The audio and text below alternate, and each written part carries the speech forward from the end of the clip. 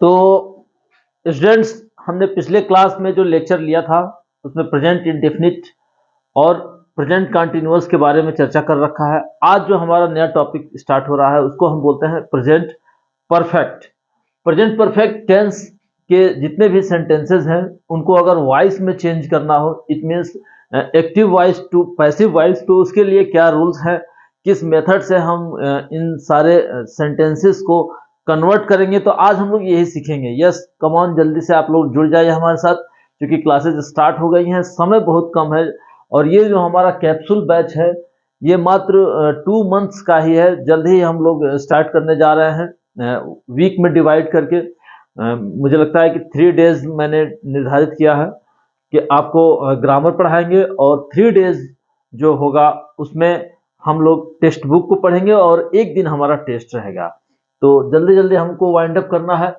तो present perfect tense की जो पहचान है, सबसे पहले हमें ये समझ आनी चाहिए कि उसकी पहचान क्या होती है। तो स्टूडेंट्स, मैं बता दूं, जब भी किसी सेंटेंस में, हिंदी सेंटेंस की मैं बात कर रहा हूं, जब भी हिंदी सेंटेंस के अंत में क्या आ जाए, चुका है, चुकी है या चुके हैं, ये बड़ा ही सामान्य सी डेफिनेशन है कि जब किसी भी हिंदी वाक्य के अंत में चुका है, चुकी है, चुके हैं ऐसे शब्द अगर दिख जाएं तो हम उसको आइडेंटिफाई करते हैं as a present perfect tense. ये हमारे भी विद्यार्थी जीवन से यही बातें सत्य रही हैं और अभी जो हम present time we are continuously making translation from Hindi to English in that language, the definition is same. Means चुका है, चुकी है, चुके हैं जैसे शब्द अगर आ जाए तो समझ लीजिए कि वो सेंटेंस प्रेजेंट परफेक्ट टेंस का है। अब अगर हम वॉइस की बात करें, हमने पहले आपसे कहा है कि हमें एक्टिव वॉइस से पैसिव वॉइस में कन्वर्ट करना है और जो हमारा सेंटेंस होगा वो प्रेजेंट परफेक्ट टेंस। तो सबसे पहले हम जानेंगे क्या रूल इसका क्या है। रूल क्या है कि हमेशा ऑब्जेक्ट को सब्जेक्ट बना लेते हैं, उसके बाद इसमें हैज बीन या have been according to the subject singular है या प्लुरल है, उसके आधार पे हैज बीन हैव बीन का यूज करेंगे। उसके बाद वर्ब की थर्ड फॉर्म यूज कर लेते हैं एंड देन बाई ऐड किया जाता है और फिर जो सब्जेक्ट होता है एक्टिव वॉइस का उसको हम कन्वर्ट कर देते हैं ऑब्जेक्ट में। एक एग्जांपल हमने लिया कि I have written a letter, means मैं, इसको हिंदी में कन्वर्ट करें, मैं एक पत्र लिख चुका हूं। मैं एक पत्र लिख चुका हूं। तो इसमें स्टूडेंट्स आप आइडेंटिफाई कीजिए और कमेंट्स के जरिए मुझे बताइए इसमें सब्जेक्ट कौन है, वर्ब क्या है, हेल्पिंग वर्ब क्या है और ऑब्जेक्ट क्या है। तो मेरा ख्याल है कि आप बता पा रहे हैं।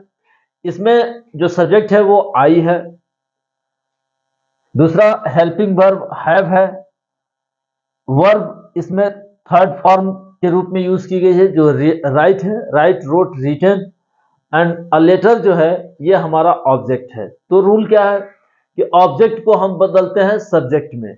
इट मीन्स कि ऑब्जेक्ट हमारा क्या बन जाएगा, अब सब्जेक्ट बन जाएगा, ए लेटर। उसके बाद इसके साथ हेल्पिंग वर्ब यूज करेंगे तो हैज बीन या हैव बीन में से क्या यूज करेंगे, तो हैज बीन करेंगे, ए लेटर हैज बीन। उसके बाद वर्ब की थर्ड फॉर्म क्या है, written, a letter has been written. उसके बाद क्या दिया है, बाई का यूज कर लेंगे, बाई। और फिर क्या करा है कि सब्जेक्ट का ऑब्जेक्ट बनाएंगे। तो सब्जेक्ट इसमें क्या है, आई। तो आई का जो ऑब्जेक्ट होता है वो मी होता है। तो a letter has been written by me. बनाइए जल्दी, समझ में आ रहा है स्टूडेंट्स? अगर सबको समझ में आ रहा है तो मैं एक और एग्जांपल कराऊंगा यहाँ पे।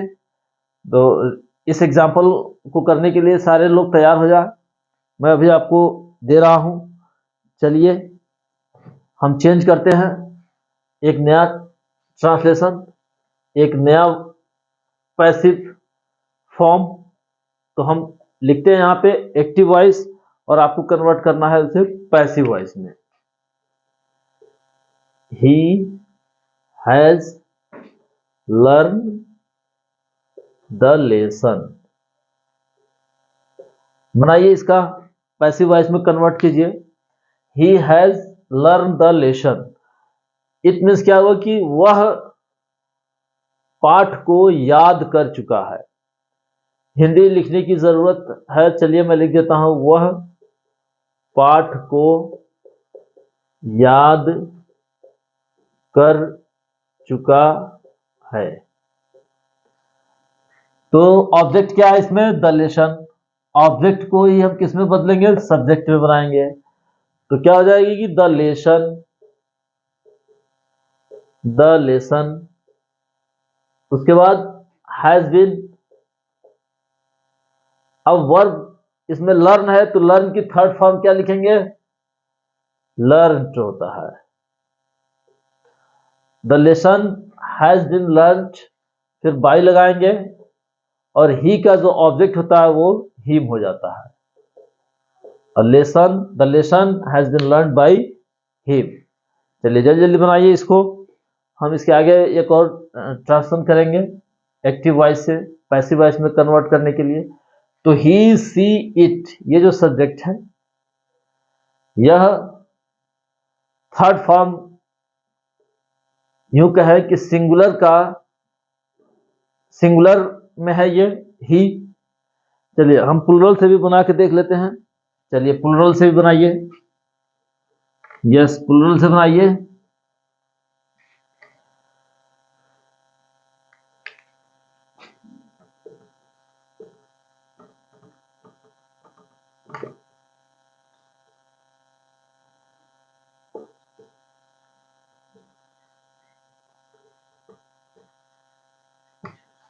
You have seen the picture means क्या हुआ?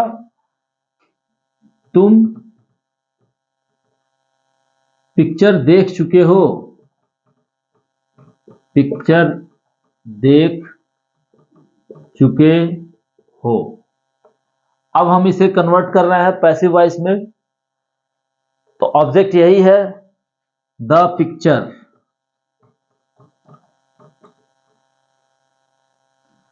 हैज बीन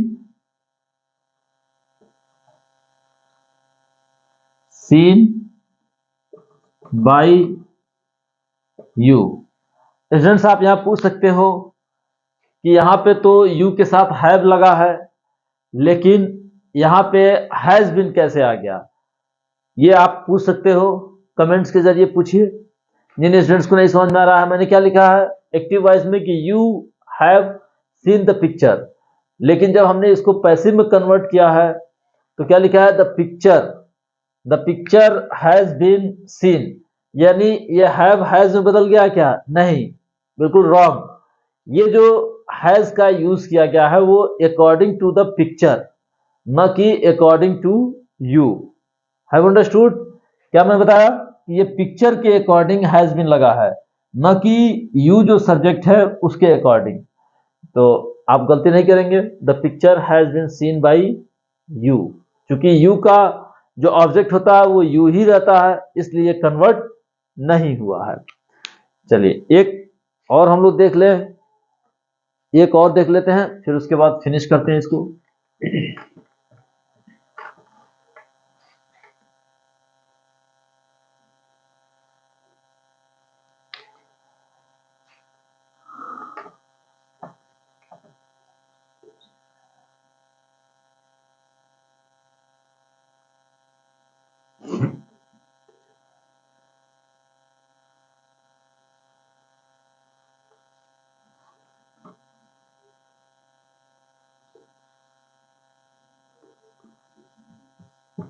एक और इजी है, दे हैव लर्न द बुक।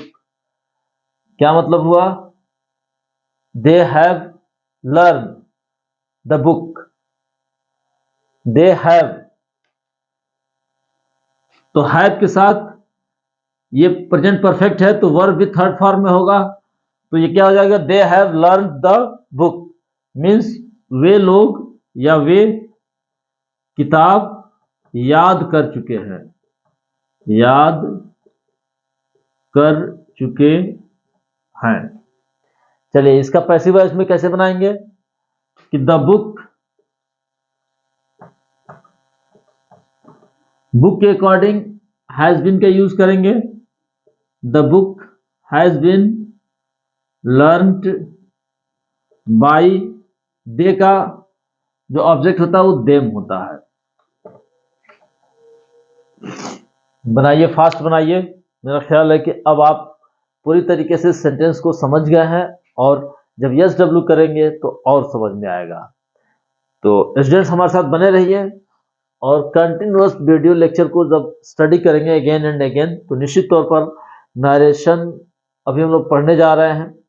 जो वॉइस है ये आपकी कभी एग्जाम में सरदर्द नहीं बनेगा। थैंक्स।